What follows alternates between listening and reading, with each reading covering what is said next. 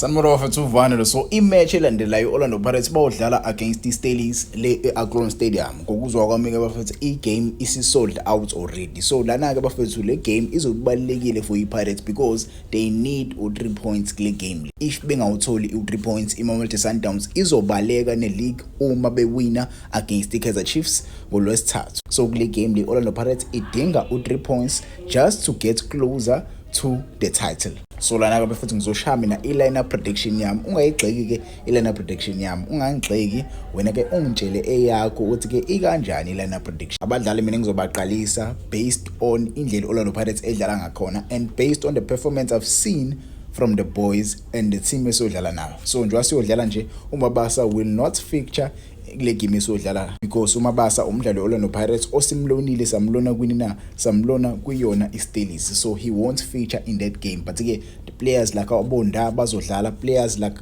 yabo uNdawo uzodlala because we sold Unda. No, we didn't sell Unda. Unda wahamba on a free transfer. So Unda uzodlala against Orlando Pirates. So ngizoqala ePalini nje. ePalini bafethu nyalwazi udaba. Goalkeeper ngizomqalisa lapha bafethu bani na? Sipho Chain is my goalkeeper. For me Umjida, he is the goalkeeper of this season. Umjida wenze kahle kakhulu kule season. So far wasubheke nje kuma stats akhona Umjida wenza kahle kakhulu with the highest number of clean sheets akhona ku Betway Premiership. So I give ubani na uSipho Chain goalkeeper. Masukuthi lapha abadlali abazodlala phambi kwakhe uSipho Chain, I feel like akumele siloke sishintsha kakhulu bafethu. Isizini siyaphela, sesisalelwa ama games a few. Yabo I think sesisalelwa ama games awu2 after le game lesiyidlala against the Steelers. So igame isizini nje siyophela nje. Le game le kumele siqalise the same center back pairing okuba na okusibisi benobani benosiyema. Masukuthi ke the wing backs azodlala against iSteelers ngaqalisa bani na? Ngingaqalisa uSibelebele benobani na benodion Hoto. The reason why I'm starting uSibelebele benodion Hoto, I saw indlela vele, I know vele sijolo ubaqalisa, but I saw indlela edlala ngakhona inina iSteelers sidlala 4-4-2 yabo, which is a weird thing. The way they start their games, they start on a 4-4-2 formation. In a time like this, Kevin Hunt, he really relies on a 4-4-2 formation. Ngokubona kwakhe kuyayisebenzela i-team ayidlalisayo. So playing with ama wing backs azokwazi ke ayiforce leya team lana i-defend deep. When a team is defending deep, they are bound to make mistakes. And a team like Orlando Pirates, they always rely on mistakes that are caused by the team.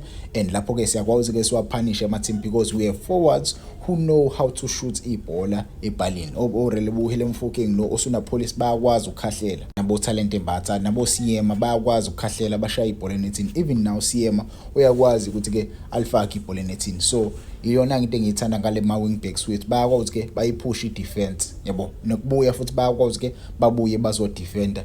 iSteelers ke bafethu siyodwa ke into ehlezi siyenza kuLorlando Pirates. Yabona lento leyo yokushamba counter, yabona ama counter iyona into engizokhala ngayo kakhulukazi kwi-side labana laSibelebele. I-side laSibelebele ilona side elizotargetwa kakhulu because if you can watch ama games Orlando Pirates versus Steelers before in the past, uDevin Titus uyithorrorize kakhulu leya ndawo leya yabo. That right hand side yaSibelebele kumele senze sure ukuthi ke i-covered. So I trust uSiyema ukuthi ke ehle adrope angene kulela side leya uma uSibelebele ehambile yaphezulu yabo, because akumele sishiye la ndawo iyodwa. Once ayishiye iyodwa, Devin Titus will expose the defense and uzokwazi ke akore against uSipho Chain. So I trust the defense ukuthi ke ikwazi usisebenzisana just to keep another clean sheet kule game and get 3 points because kubalekile ukupha clean sheet yabo. In a game like this we need a clean sheet because we are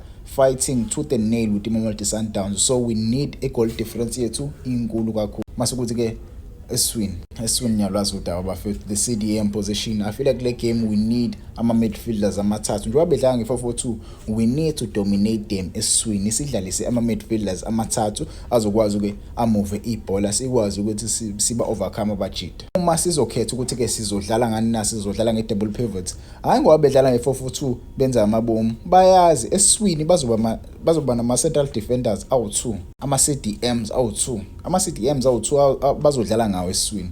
Thina ke sizo approach igame nge-double pivot, sidlalisa number 8 abawu2, bazokwazi ke bas overcome ngaleyo nto. So sidinga thina i-CDM A1 mase kuba nani na kube number 8 sibe no number 10 yabo, sibe nabadlali abathathu esiswini sikwazi ukuthi silimove ibhola esiswini. So ngingaqalisa bani na? Ngingaqalisa uMakhehleni Makhawula, ngiqalisa uThalente Mbatha, maybe uThalente Mbatha ngibeke ebenchini ngiqalisa uNemtanjela.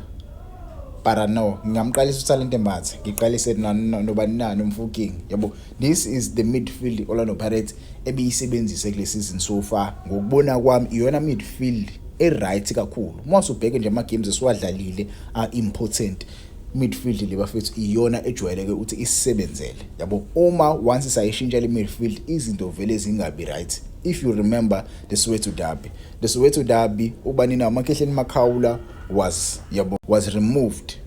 Ukuremove kwaMakhehleni Makhawula izinto zavele zabheda kakhulu eswini Orlando Pirates. Everything just went upside down and Kaizer Chiefs were able to overcome and press Orlando Pirates with aboMabowe, with aboNdlovu. So this midfield kumele iremain kanje ingashintshi, because once sayishintsha yilapho khona inkinga zizoqala khona. Orlando Pirates ayikazi idlala igame ever since the Soweto derby, so le game le izobe ibaluleke kakhulu indlela eyisimanga. So mase siya kuma-forward nje bafethu ayiso ukuthi ke ubani na uTshepo Morem kungenzeka ukuthi bafethu uthintekile umjida yabo, kungenzeka ukuthi uthintekile, but ke angifuni ukumriska kakhulu yabo, ngimqalise kule game. If ethintekile last game against the Kaizer Chiefs angifuni ukumriska, because umjida kumele ayodlala iWorld Cup. Njengoba nje kumele ayodlala iWorld Cup, we have players who we signed. Sinabadlali sibasayinile bafethu, abadlali abanjengobani na, abadlali abanjengomsendama. Omsendama bafethu umjida uyadeserve ukuthi ke alithole ithuba athi ukudlala naye yabo. Nje bezodlala ke na kwi game kanje iyona game la kumele kuyona aphakamise isandla, akhombise ucoach ukuthi ke he is one of those players ucoach angakwazi ukuthi ke athembele kuyena. Mhlambe ke ngingambeka ka Rice osuna police ngimbeke la ka left yabo, mhlambe ke ngiphambanisile la, I don't know why ngibeke kanje, but iposition vele yakhe umsendama uyakwazi usadlale laphana ka left, udlala kahle kakhulu futhi mesimdlalisa ka left. Osuna police is that player ongakwazi ukuyadlala ka right aphinde futhi azodlala ka left. So osuna police ungambeka noma ikephi, kodwa mekuyiphambili nje umjida ke uyawazi umsebenzi wakhe. So iwona ke ama wingers mina ke engawaqalisa against the Steelers. Mase siya up front, I know umjida bafethu guys, abajida bayasho ukuthi ke kumele simnikeze opportunity. Igame isingaki le? Dlala ama game mangako nje kwi-Betway Premiership. I think dlala ama games awo 30. This is, if I'm not mistaken, igame is 28 if I'm not mistaken. Ngingazi umdlala 30 games or what. But guys, isizini siyaphela. Asimnikeze nithuba, isizini siyaphela. Abajida baloku betha simnikeze nithuba. Kumele sibe realistic sometimes, kumele sibe fair towards other players. But again, I would start Mbothuma in this game. Yabo, I'm not expecting anything, but again, I'm starting Mbothuma in this game. I know that the game before that game, umjida was scorer. Yabo, was scorer wakoriko likhanda. But at some point as a striker now, umjida kumele ke aphakamise isandla. Akwazi ke akwara amagoli. Because umsebenzi we striker sisayinela ukuthi ke sikora amagoli. Mina ngokwami this is the lineup engayiqalisa against against Stellenbosch. Wena ka ungangitshela eyakho ilineup ungayigxeke yami, but ke ungitshele wena eyakho ilineup ikanjani. Ibapha abadlali ongabaqalisa, ibapha abadlali ongeke ubaqalise.